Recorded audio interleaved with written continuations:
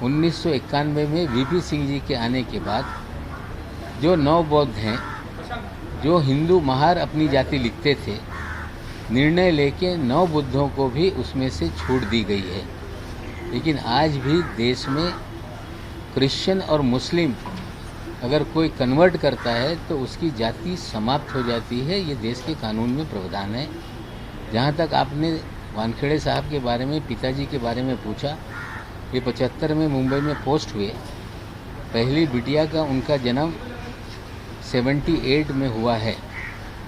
इसका मतलब है ये शादी 76-77 के दरमियान कभी हुई है। वो निकाह नामे की भी खोज हम लोग कर रहे हैं और चीज़ें सामने आएगी। पिताजी का भी जो बेनिफिट है वो भी गलत तरीके से लिया गया आज तक, उनकी भी कंप्लेंट होगी।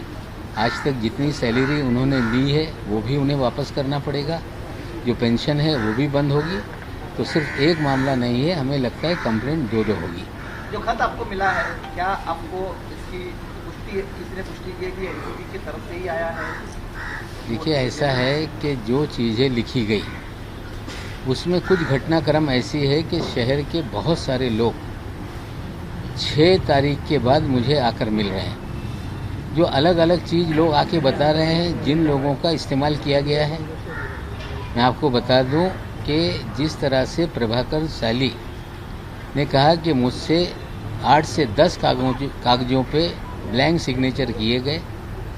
एक और गवाह इसी तरह का मेरे पास आया था, वो डरा हुआ था। उसने कहा कि 50 कागजों पे मुझसे ब्लैंक सिग्नेचर लिए गए।